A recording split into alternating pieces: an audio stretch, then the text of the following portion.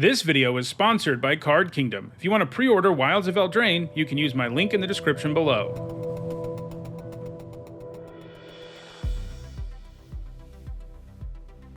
Hi everyone, I'm Nizzanotes, and it's Saturday. That means it's time for Nizzanotes, my weekly vlog series about limited magic. Today we will of course be talking about Wilds of Eldraine. It's the brand new limited format. Pre-releases were this weekend, and it'll be on Arena in just a few days. I've done a few drafts that I did during the early access event, so I'm not going into this particular video without having played the format at all, but I also haven't really played the format so much that I have like really strong takes that are that different from my set review at this point. In this video, I'll be talking about my picks for the best commons and uncommons in each color. You know, this is kind of a Cliff's Notes of my set review. There's a lot of set review content here on the channel where I've talked about every single card in this set. But if you don't have time to watch all of that, this is a video that can do a good job of getting you prepared for the new format fairly quickly because, you know, commons and uncommons are what are the most important anyway. So let's dive in, starting with white. I think white's third best common is Cooped Up, which for 1 generic and a white, it's a pacifism effect, and you can pay 2 generic and a white and exile the enchanted creature. You know, this thing isn't a great removal spell these days. I would not call it premium at all, but it does get blockers out of the way if you're a more aggressive deck. It's an enchantment, and in the black-white deck, the fact it can exile the creature and then go in your graveyard gives you some value. Sometimes you can sacrifice it for bargain, you know, which is always a useful thing to do. It just lines up with synergies that exist in this format, and it's like a passable removal spell to begin with. So it ends up being a pretty nice common overall. I don't really think it's one you're hoping you first pick, but it certainly does the job. It works in most white decks in the format, and it has some nice synergy. I think the second best white common is Besotted Knight. This begins a theme you're going to see a lot of in this video, where I think the adventures are pretty good overall. Not all of them are, but there's going to be a lot of adventures in this video when I'm talking about best commons and uncommons in the set. And there's a lot going on with Besotted Knight to like. You know, if you haven't played with adventures before, this is the kind of card that's like an example where I think if you never had, you'd look at this and you'd be like, really? Like, this is good? Because neither side of the card is that good on its own. I mean, Hill Giant is not a good magic card, and paying 1 to make a Royal Roll token isn't exactly amazing either. But the fact of the matter is, you get one card that can do both. You can use Betroth the Beast early in the game to enhance one of your creatures. And then if you draw this a little later, you know, you can spend 5 and it's a 3/3 that puts a Royal Roll on something, which, you know, isn't amazing, but it has a lot more flexibility than that. The fact that if you do it that way, it triggers bargain is important because, you know, one takeaway I had from the early access event, and you will have seen this in the first draft video, is it's very possible to curve out with like 2-drop, 3-drop, 4-drop that have celebration, and you know you're attacking your opponent anyway because you have you know, you're curving out. And then on like turn 4 or 5, you play a couple cards that turn celebration on and you just kill your opponent. And Besotted Knight is one of the enablers for this, in addition to the fact that it makes a Royal Roll token, which is a nice expendable thing to have around for bargain, and also just enhances your creature a reasonable amount. You know, Ward 1 seems sort of insignificant, but generally it means your creature probably, if your opponent has removal, it usually means your creature survives 1 more turn than it would have anyway if you play it early.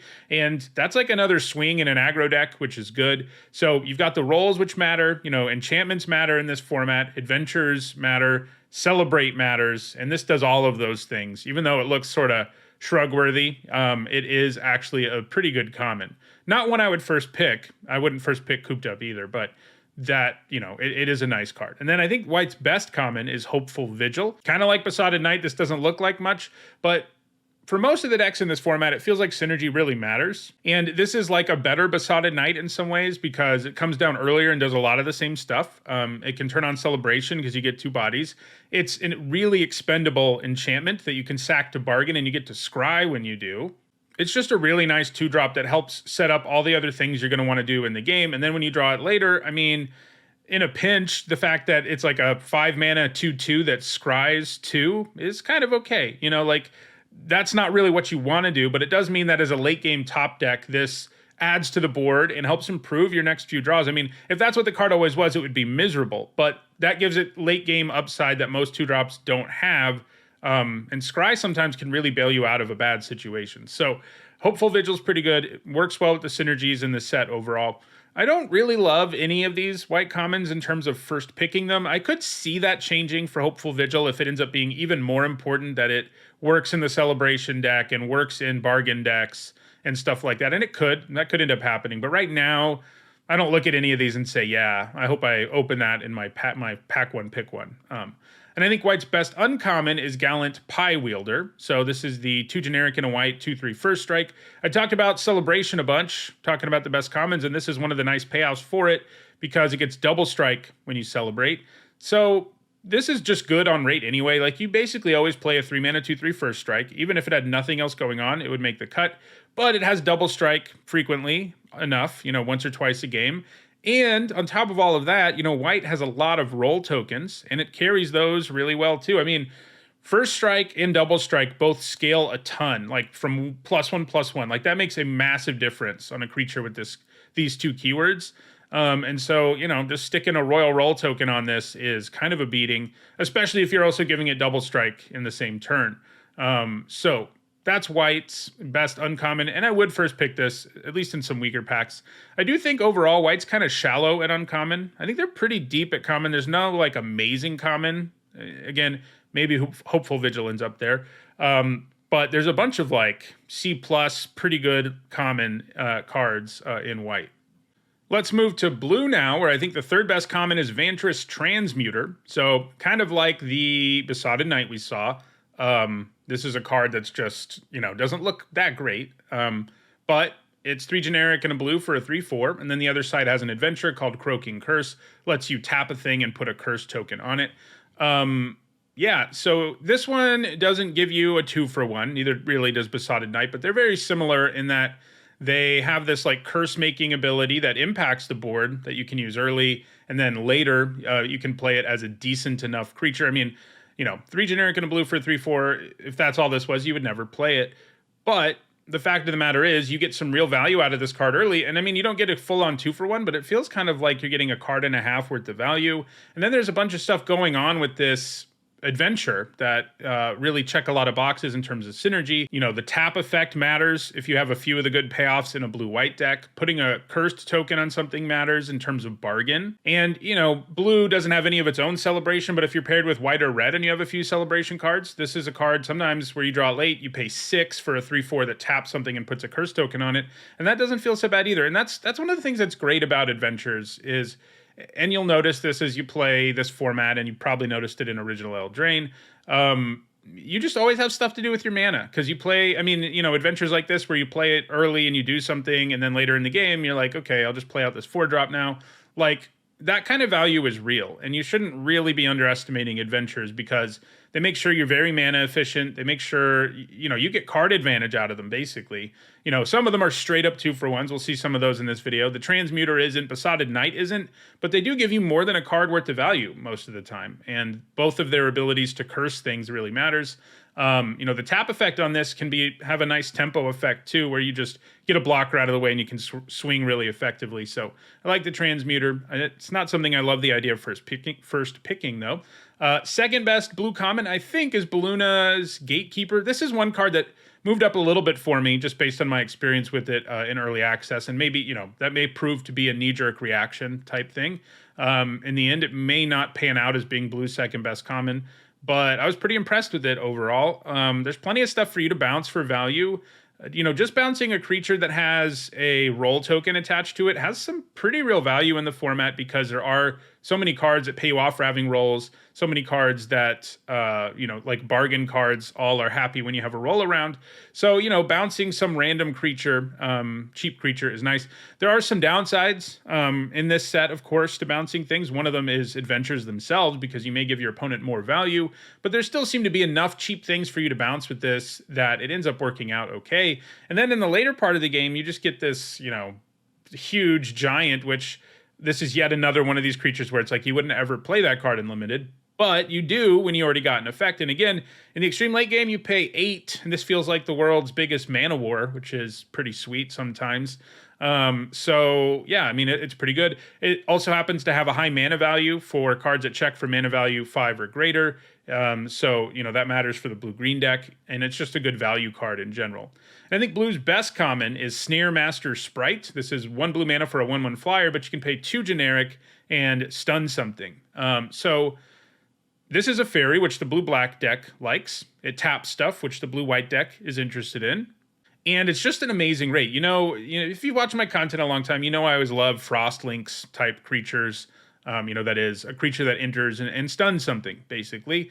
And this is one of those, but it has the added flexibility of you can just, spend 1 blue on a 1/1 flyer on turn 1. And sometimes that's worth doing, especially if you have roll tokens around that can quickly allow it to become more of a problem for your opponent.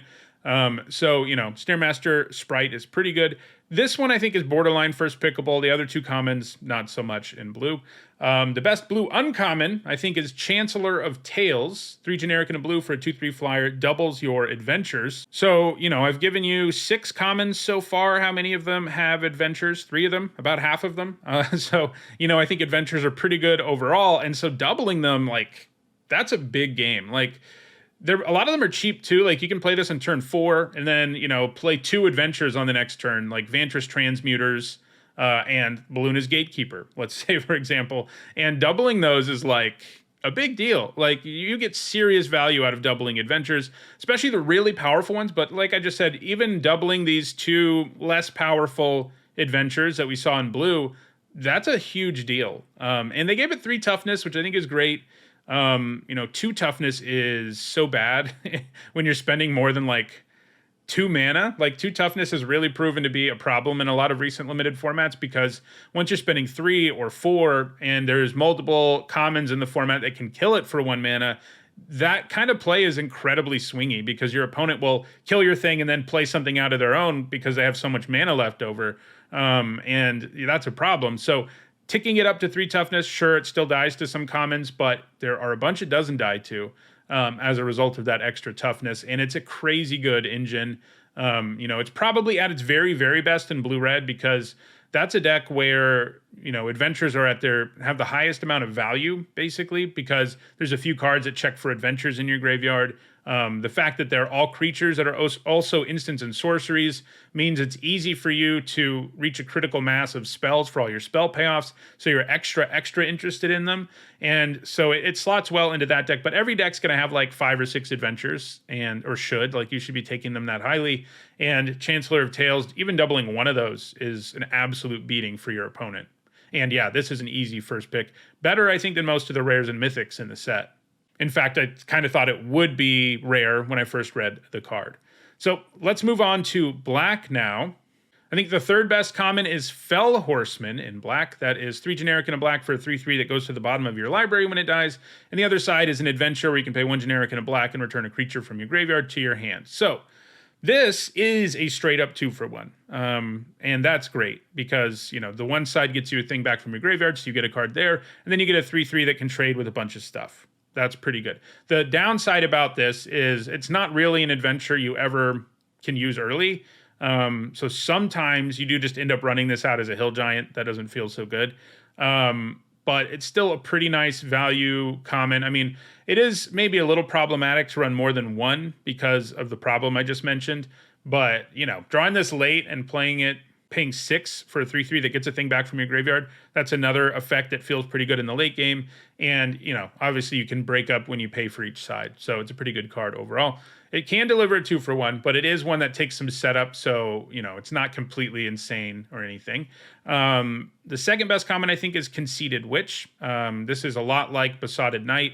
You pay 1 black to get a Wicked Roll token, so you enhance one of your creatures, which is good. And then you can pay 2 generic and a black for a 2/3 menace. And again, you can look at it as a 4 mana 2/3 menace that puts a roll token on something. I've already explained why rolls are extra good. And in black, you have access to a ton of bargain, especially if you're in black-white. So there's some extra value there.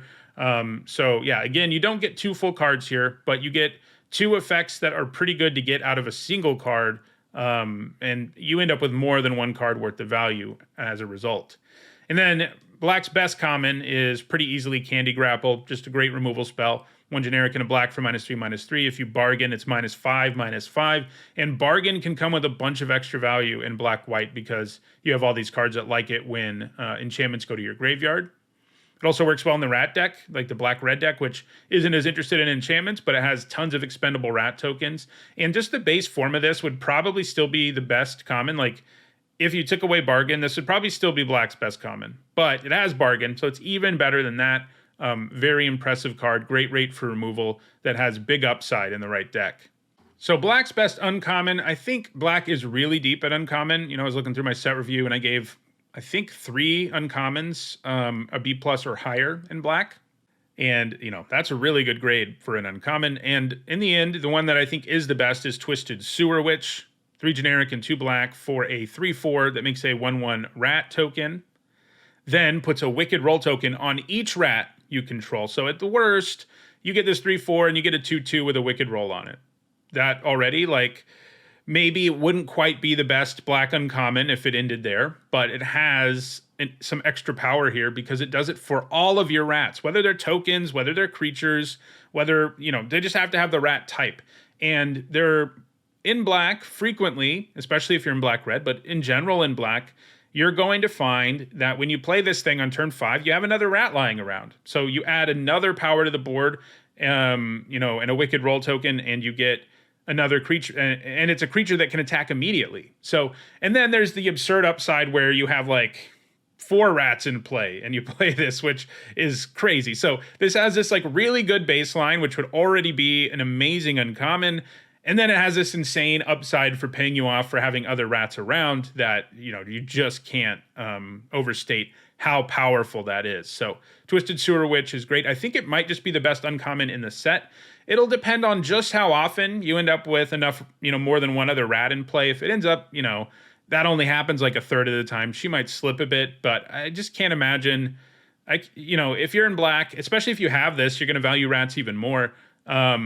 You're pretty likely to just have another random rat token around or something when you cast her. So I think it's probably closer to half the time that she reaches higher heights. And then there's the like 10% of the time where she just completely breaks the game wide open when you play her. Obviously enough, she's first pickable. I think she's, you know, she's in the same tier as Chancellor of Tales, where she's an uncommon that you can first pick over most rares and mythics. And you're going to be right most of the time when you do. Let's move to red now. I think red's third best common is Minecart Daredevil. So another one of these adventures that you might sort of shrug at, but this one is a common one that has some real 2-for-1 potential. You know, one side is 1 generic and a red for +2/+1 at instant speed. The other side is 2 generic and a red for a 4/2. Super exciting, right? Well, yeah, actually it is. So, the +2/+1 buff, you know, if that was the whole card, it would be a very bad combat trick because paying 2 and only getting a toughness boost of 1 would mean your creature's a lot less likely to succeed in combat, or survive in combat at least. A lot of times it can just net you a trade. But it's, first of all, it's way less of a problem to just take that trade when you play Minecart Daredevil because you're going to get a creature later. So you don't get 2-for-1 the way you do when you use a trick and your creature dies, but you kill theirs. Like, that is usually not a play worth doing because you go behind on board and you go behind on cards when you do it, generally speaking. So that normally is a problem, but when you have it attached to another creature, it's a big deal. You also have this, like, you know, it's the less powerful upside because you can't get a full card worth of value out of it. But, like, if you don't have a 2-drop and you played a 1-drop, which there's some 1-drops in red, you can just cast this on turn 2, get in for 2 more damage, and then play the 4/2 on turn 3. That's less exciting, but it's, you know, it's like the Rimrock Knight type effect that we saw in original Eldraine that ended up really overperforming. But what really makes this card great, you know, a really, really good common in a lot of situations, is the fact that you can get a whole card worth of value out of each side. If your creature does only need +2/+1 to survive combat and kill an opposing creature, this card will feel absolutely absurd. It doesn't line up often enough for this to be like an insane common, but it's a good one. And then the 4/2 side, you know, for one thing, having 4 power early in the game is valuable in the blue-green deck. I mean, the red-green deck is the one that cares about 4 power. So there's a little bit of synergy there, in addition to the fact that this is just a nice ready-made 2-for-1. And again, it's an adventure card that, even in its fail case, is going to give you more than 1 card worth of value. So after that, the second best red common, I think, is Ratcatcher Trainee. It's one generic and a red for a 2/1 that has first strike when it's your turn.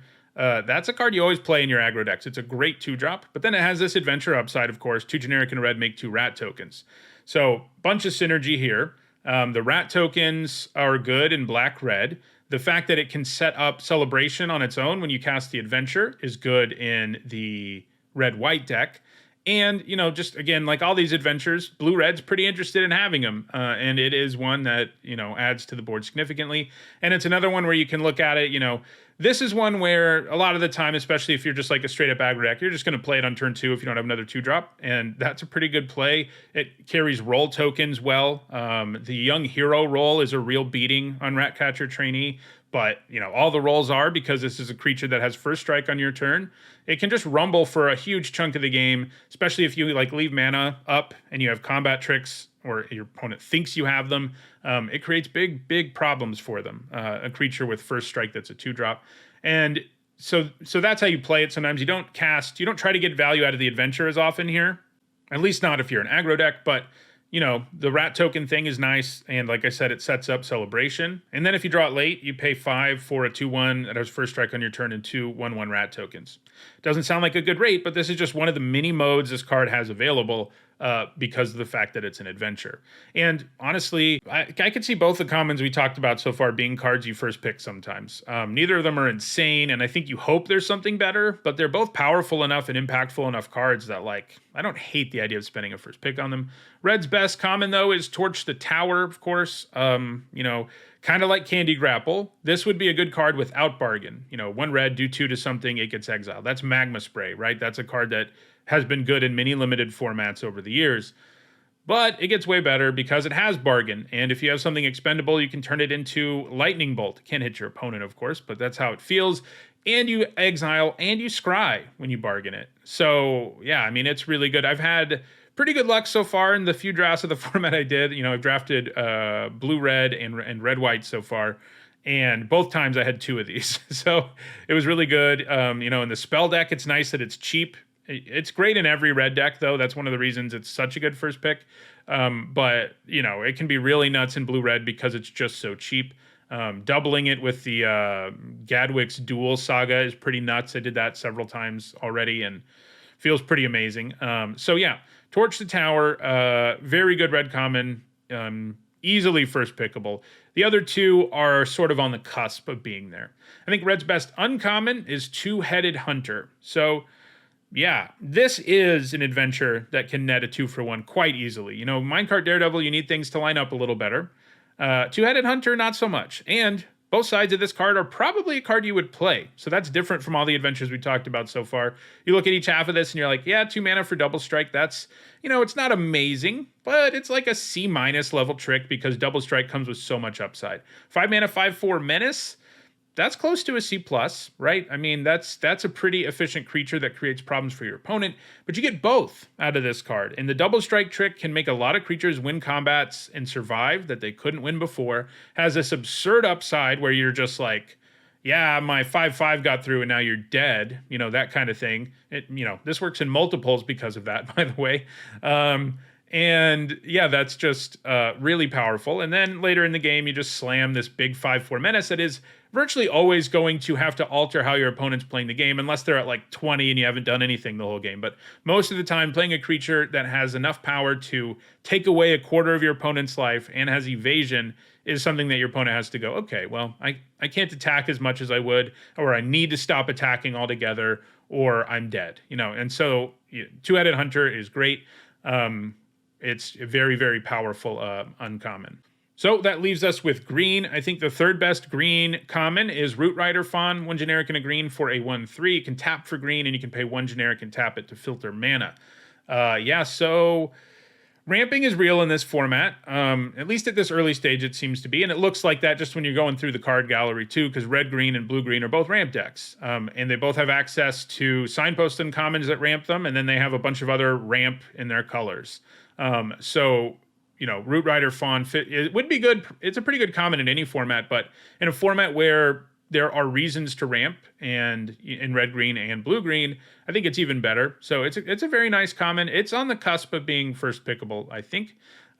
Second best green common, I have Curse of the Werefox. This is the 2 generic and a green fight spell that puts a monster roll on your creature. That's the +1/+1 and trample one. It might be the best of the rolls. It'll be, at some point, it might be interesting to look at what the best ones are, but that one can really alter the game in a bigger way. I mean, you need to have a big creature for that to be true, but the others, getting to scry is cool. The aura dying and your opponent loses one is cool, but +1/+1 and trample, I guess, has the most, to me, it feels like it has the most upside of all of them because it offers an immediate boost that can really change combat and lead to your opponent dying more than really the others can. So anyway, gives a nice boost, kills something. It has the problem these always have, fight spells. You have to be a little careful. Don't just fire it off willy-nilly if your opponent has a bunch of mana up and stuff like that. But if you find the right spot, often this lets you kill something and then attack with the creature you used to fight, which is now bigger because you got their blocker out of the way or whatever. So it's quite good. Also, obviously, right around first pickable. And I think green's best common is Ferocious Werefox. So 3 generic and a green, 4/3 trampler. Not great, but guess what? Of course, this has an adventure. And it's 1 generic and a green for an instant. Unlike the other, there's a common cycle of adventure creatures that put a roll token on something. And we've seen several of them in this video. Vantress Transmuter, Besotted Knight, and that Witch, Conceited Witch, I think. Those are all in this same cycle. This one can do it at instant speed. And like I just said, I think this might just be the best roll token, especially because you're doing it at instant speed. So, trample on a trick can just lead to a blowout out of nowhere and your opponent dying out of nowhere. And that is pretty impressive. That also means this has 2-for-1 potential. You're not going to grab it like all the time like you can with some adventures. But if your opponent's like, yeah, I guess I'm going to go for a trade, and they're tapped out, and you're just like, Ferocious Werefox, my creature survives, tramples over for 1. And by the way, I basically put a 4/3 trampler back in my hand that I can play later. That's what they call it, 2-for-1. So Ferocious Werefox looks really good to me overall.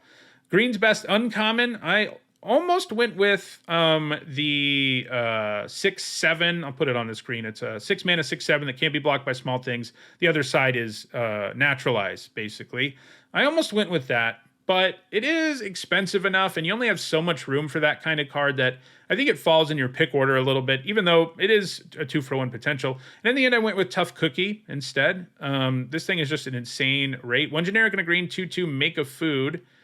Pretty much always going to make the cut in this format. You've got Bargain, you've got food payoffs in green, so it brings amazing synergy. It's also a card that sets up Bargain if you happen to have some red or white cards in your green deck that have Bargain. But what really makes it so good is its ability to animate food into 4/4s. This isn't an ability you usually use early. Early, you're just going to play this as a 2 mana 2/2, and maybe it can rumble a bit, especially if you back it up with combat tricks. But then in the later game, you can just untap and you have 2 food in play. Even if you brick on your draw, you're like, okay, well, animate both of my food and throw them at you. Like that sort of late game upside coupled with early game, super efficient, nice rate creature makes this an amazing uncommon in any deck. Obviously, if you're in black-green, it gets really crazy. There are other artifacts in the set like Prophetic Prism that you can animate too, so keep that in mind. Obviously, food's the best value, really, but animating any artifact that isn't a creature into one in the later stages of the game is an absolute beating. I mean, a 4/4 is relevant like all the time, and if it's an expendable 4/4, your opponent's just like, in a horrible spot. All right, so those are my picks for the best commons and uncommons in Wilds of Eldraine. I will be, of course, providing updates, as we move through the format. Next week's video, I guess usually is where I do my 5 early takeaways when I'm like 10 drafts in.